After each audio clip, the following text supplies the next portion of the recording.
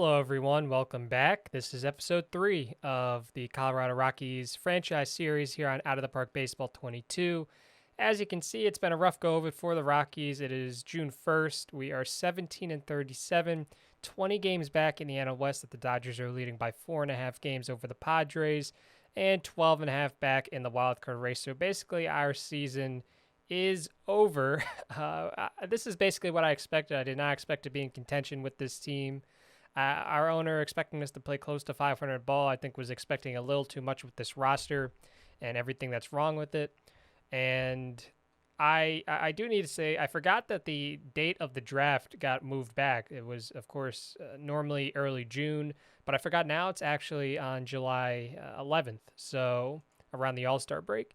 So I said I would simulate up to the draft, and we're still going to do that in this episode, but I thought it would just make sense to stop here on June 1st, kind of recap where the team has been. And as I said, it has not been very good. So if we take a look, if we go to the team home screen, go to info, May wasn't much worse than April, but it was still pretty bad. In April, we went 9 and 17. In May, we went 8 and 20. That's just semantics at that point. Both months were bad. I don't know if one was necessarily worse than the other. Our offense has actually gotten a little bit worse over the past month, I suppose. You can remember that we were first or second in a lot of these categories, and now we're just not, which is unfortunate. And the pitching is still bad. Basically, the pitching's still bad. The defense is still bad. The offense is getting worse. So everything is going wrong with the Rockies right now. I have to imagine we're probably the worst team in baseball at 17 and 37. And the Pittsburgh Pirates are right behind us. They are 19 and 34, but we are the worst team in Major League Baseball. We have 17 wins. Pirates have 19. We have 4 teams in the American League that have 22 wins. And then we have Miami, the Mets. We have some teams at 24, but we are the worst team.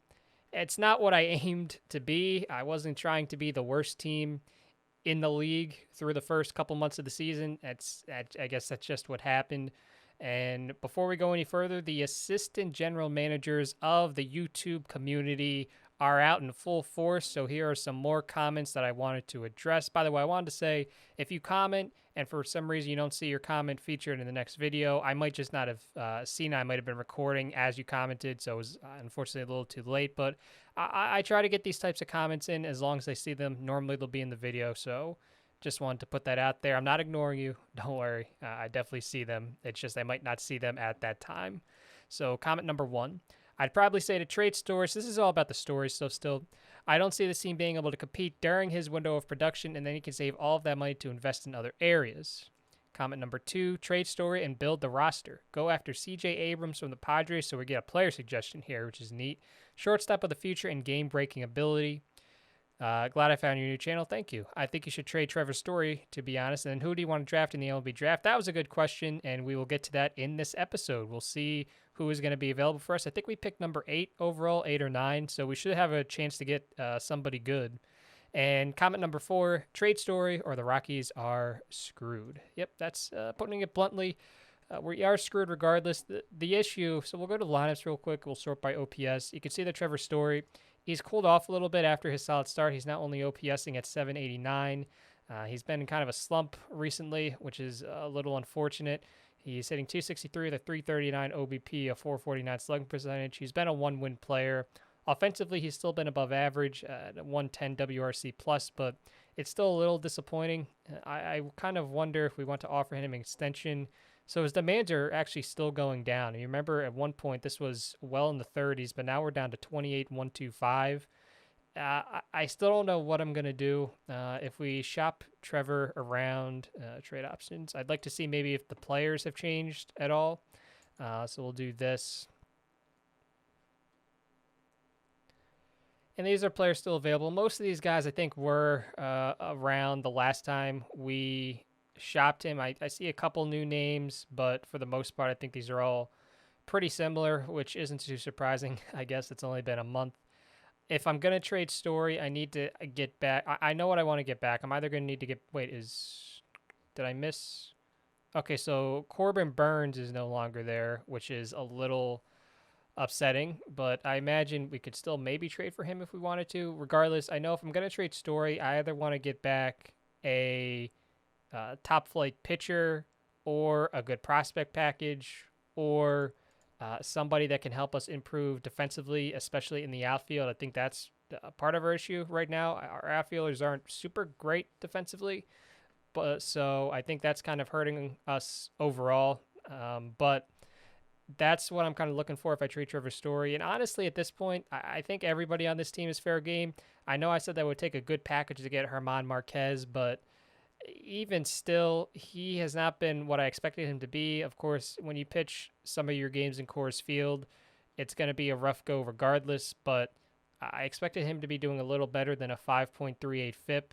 He has been a positive win player, but it's still, I expected a little more. 55 strikeouts to 18 walks. It's not awful, but I'd like that to be a little better. I'd like to see him, especially as a power pitcher, and maybe strike out some more guys. As I say, if we take a look at his contract, I went through this in the first episode. It's a pretty team-friendly deal, but not if he's pitching like this. So he's also a guy I might look to move, especially as we get closer to the trade deadline.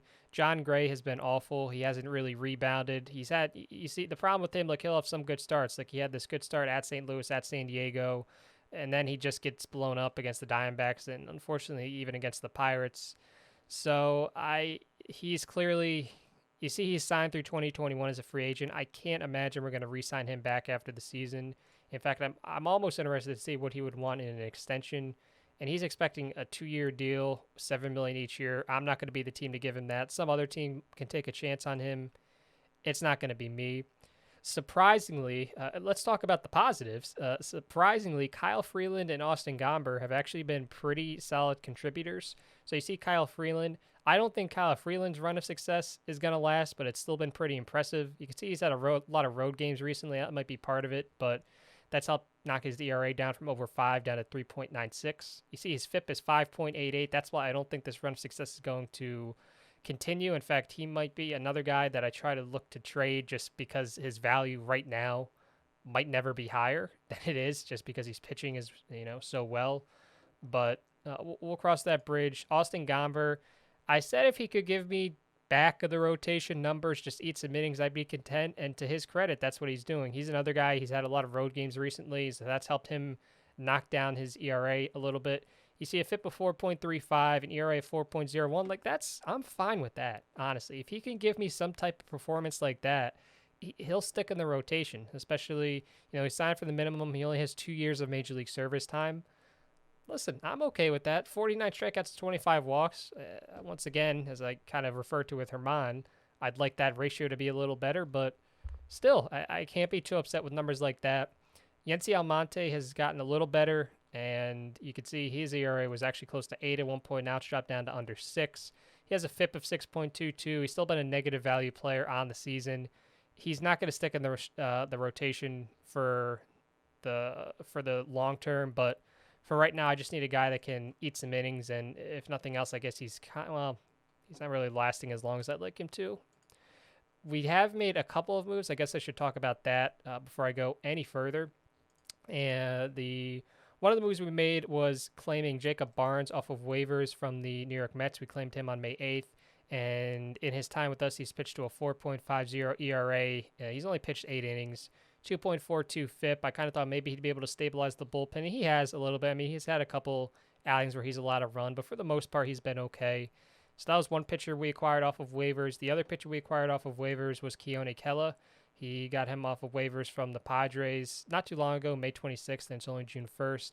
So he's pitched in a couple games for us. He pitched against the Mets and then against the Pirates, and you can see that he didn't do very well against the Pirates, but he was doing well with the Padres, so I'm kind of hoping, especially as a power pitcher, maybe he'd be able to help us out a little bit.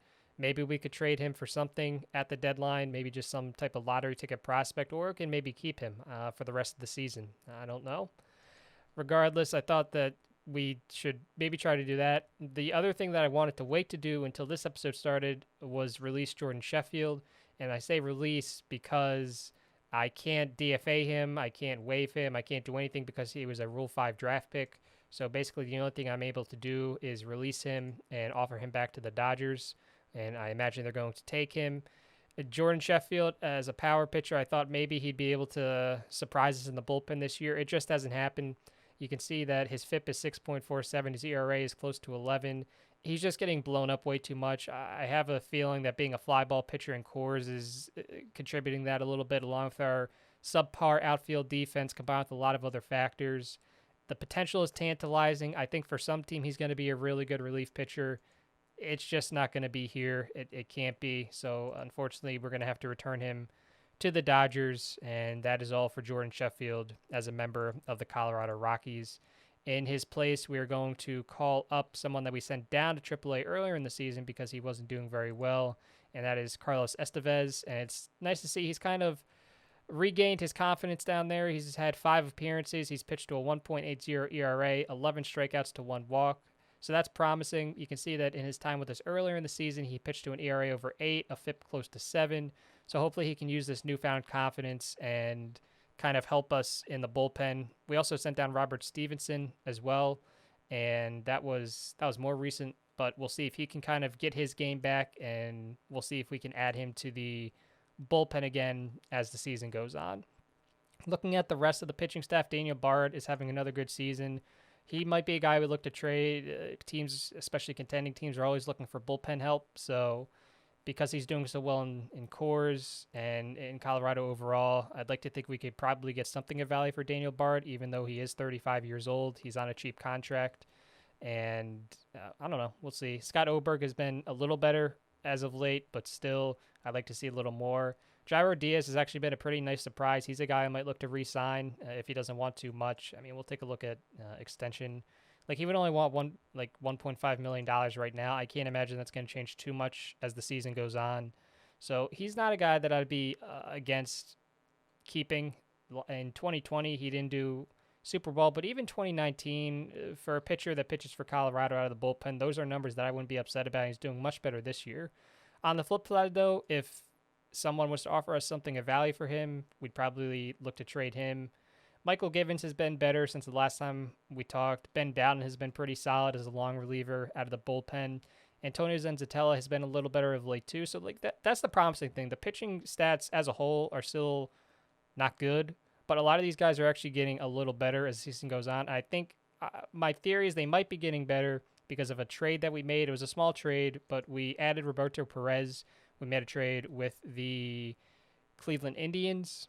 In the trade here, you can see we traded a package of 4 prospects. We did trade Sam Weatherly, who was on our short list, but I didn't foresee him being a good piece for us long term. So I decided to trade him along with Jose Barcenas, Barcanis. I don't know. I know I'm butchering that name. Daniel Cope and Zach Bayoun in return for Roberto Perez. I wanted to get a catcher that had a very high catcher ability, like elite catcher ability, and Perez was the best option for us. I looked on the trading block. I looked teams that were looking to make some moves, and Roberto Perez just seemed to fit our timeline a little bit. Has another year left after this one, so he signed through 2022. You can see the catcher ability is really good. I figured that playing in Coors, these offensive ratings as they aren't very good, but I thought his numbers would be at least passable enough to make up for it, and I thought the defense would be able to carry him. So far, he hasn't been very good. You can see 546 OPS, but he's only played in 9 games for us so far, so I'd like to kind of wait and see, make that sample size a little larger. I'd like to think that maybe the pitchers are getting a little better because he's behind the plate.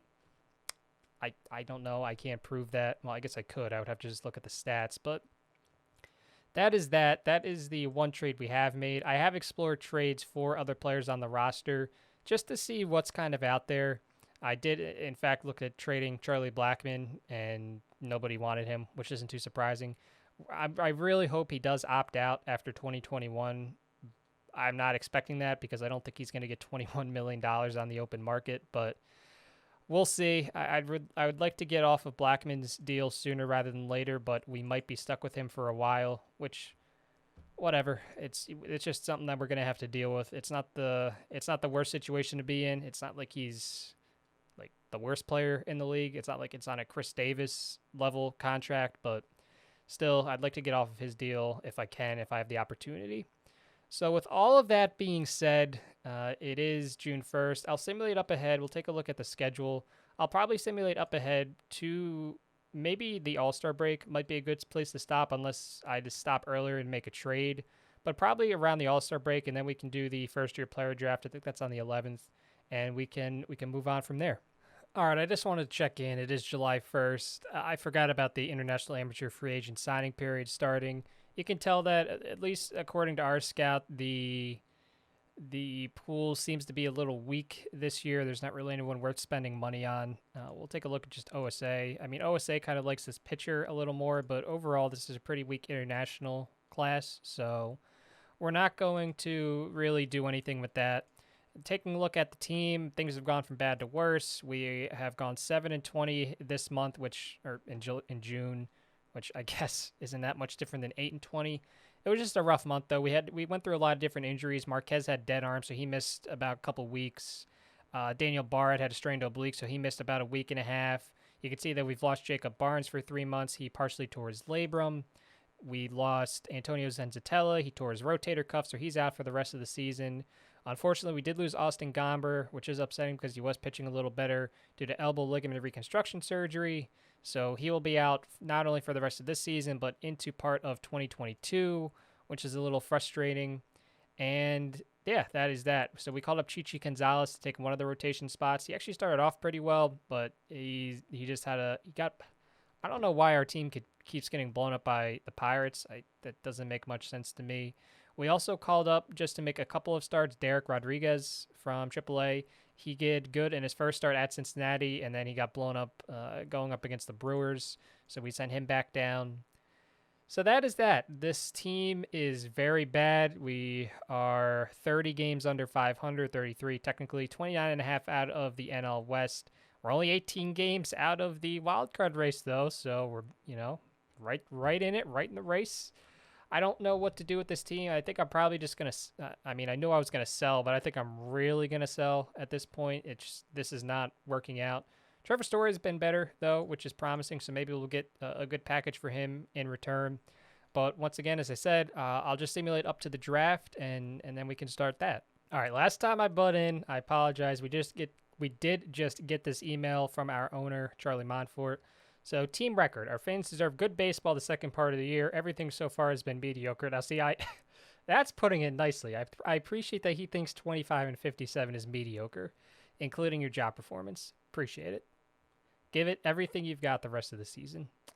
I don't see an improvement from where we were last year at right field. I agree.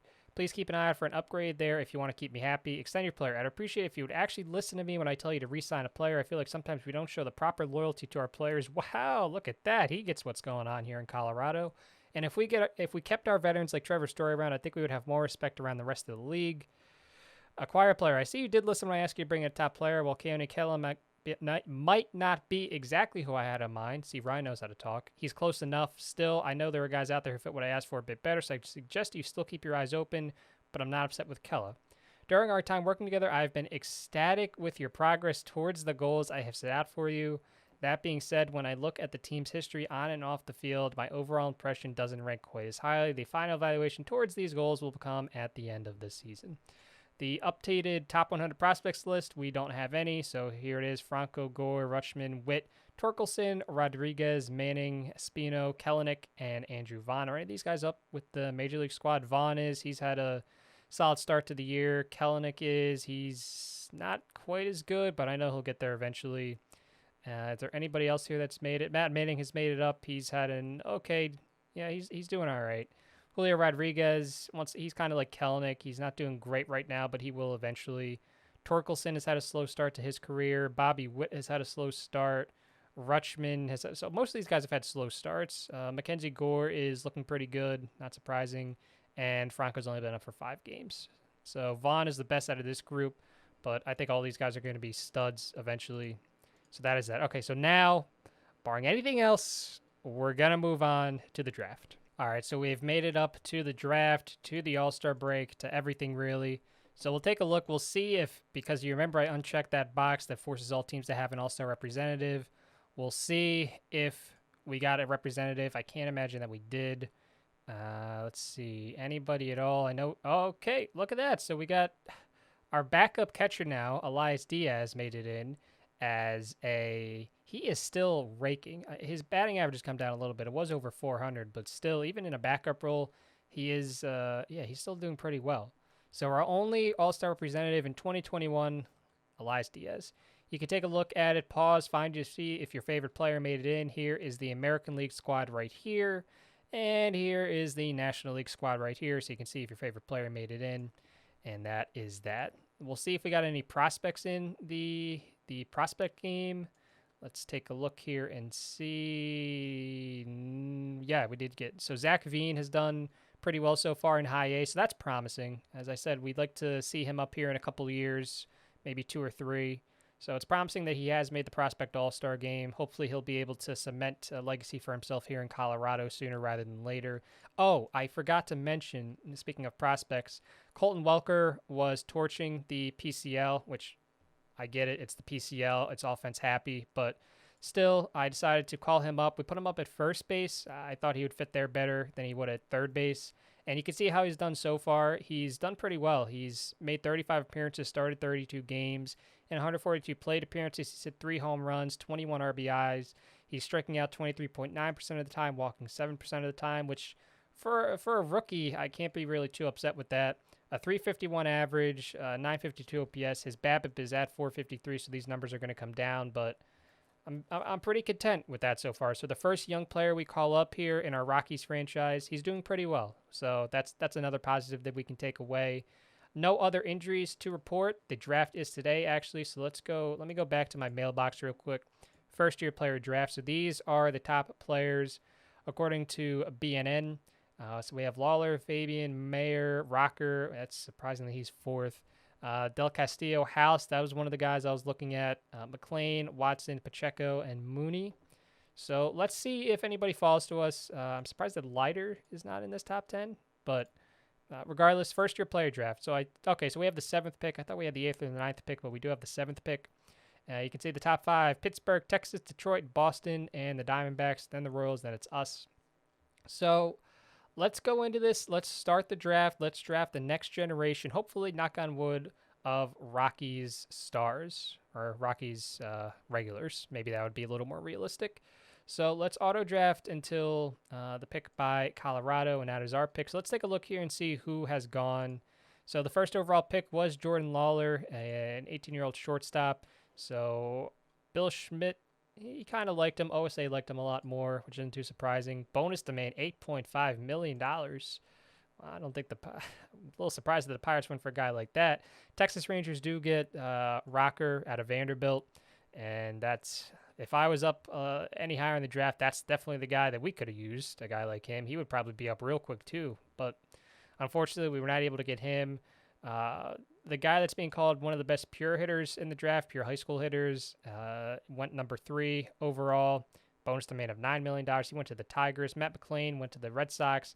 Del Castillo, the catcher, went to the Diamondbacks, and Justin Fabian went to the Royals. So we should have a pretty good selection here of players to look at. So let's sort by potential, and we are sorting by the Schmidt ratings. So these are the guys that are available. I see some names that I like. There's Jack Leiter. Seems like our head scout doesn't really like him as much as OSA. He is a power pitcher. I feel like it would probably be smart to go, honestly, at this point, I think we need to go best player available. But if that player is a pitcher, that would be kind of ideal. So let me take a look here. All right, so I think I know who I'm going to go with in the first round, and then I'd like to think I know who I'm going to go with in the second round. I think we are going to go with Jack Leiter out of Vanderbilt, the other really good Vanderbilt pitcher, along with Rocker. I really think that because he's a power pitcher, I want to develop that here with the Rockies all throughout all levels of our minor league system. That's why I hired pitching coaches that specialize in working with power pitchers. So I think because that'll be the same, he's going to work with power pitching-based pitching coaches all throughout his time in our minor league system.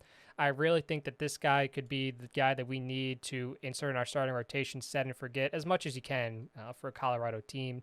So I think we're going to go with Jack Leiter. We're going to draft the player, and that is the first pick we make as a member of the Colorado Rockies. Let's cross our fingers that he works out. So we'll go to the second round. There is a guy that I know I would like to get in the second round, so I'm going to see if he's still here. I hope that he is. I really do.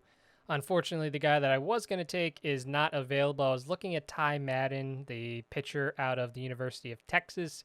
He went in the supplemental first round to the Milwaukee Brewers. Come on, guys. The Brewers don't need any more pitching.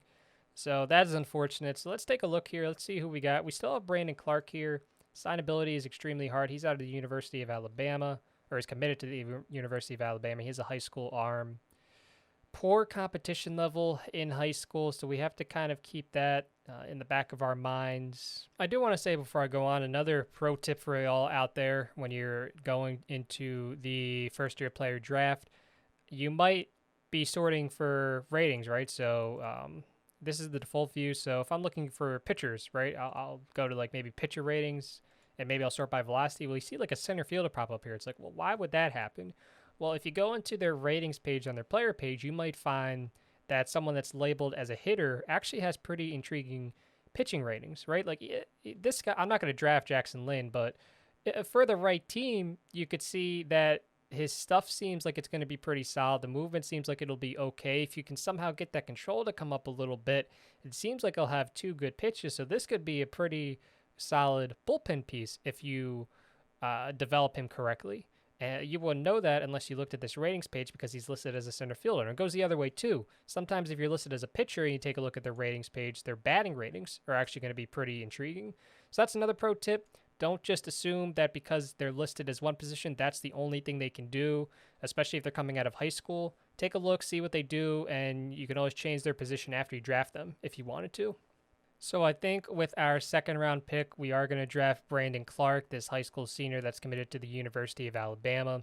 I think that I know it's risky to take high school, especially high school arms, as opposed to high school bats.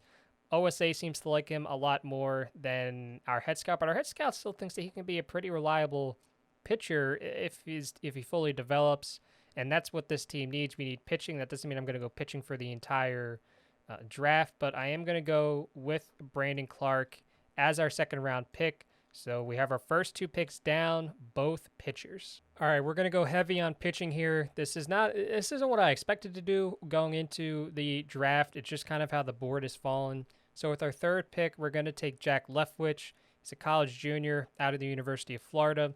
You can see that in the SEC, he put up pretty good numbers, a 2.99 ERA, struck out 83, he walked 27, and he should be able to come up relatively quickly. He sits 93 to 95, so I do think that the power pitcher pitching coaches should be able to work with him and get him up to where he needs to be. At least that's the goal. And he's a pretty cheap guy too. So we're going to draft Jack Leftwich here in the third round. Our first three picks are starting pitchers. In the fourth round, I'm serious. I did not expect to do this. This is not how I normally like to do the draft, but it's just a guy like Brandon Birdsell. So I like Birdsell a lot in real life, and I'm excited to get him here in the fourth round. He only wants the slot for his bonus demand. Out of Texas Tech, a college sophomore. He was redshirted. This year, he was pitched to a 3.20 ERA. He struck out 120 batters in 112 and two-thirds innings. So I'm excited to get this guy. He's another power pitcher that I think could work really well. OSA likes him a little more than Bill Schmidt, but Schmidt still seems to like him, pretty well. They seem to agree that he's going to have three solid pitches, and then if that changeup comes around, that would be good too. So we're going to go with Brandon Birdsell in the fourth round. So four different pitchers to start off the draft. As I said, not really what I expected, but I'm not going to complain. I'd like to think that at least one of these guys will hit and we'll have a long-term pitcher for the future. And this is what I was talking about, looking for some inefficiencies, looking for players that you wouldn't really expect. I'm looking to get a batter now, and so I sorted just by contact potential, and this guy here seems like he could be pretty solid, but he's listed as a pitcher. I mean, his pitching ratings themselves aren't all that bad, but he sits at 86 to 88. He's a fly ball pitcher. That's not going to play in the big leagues, especially not in Colorado. But he took a look at his ratings. He seems like he could be a pretty solid batter. Potential 55 grade contact and gap power, 45 grade home run power, 70 grade eye, 50 grade at avoiding strikeouts. Like, this guy could be pretty solid. The problem is that he doesn't really have a position. In all likelihood, you can see based on his defensive ratings, the only place he might be able to go is either first base, or if the DH comes to the National League, he could probably do that as well.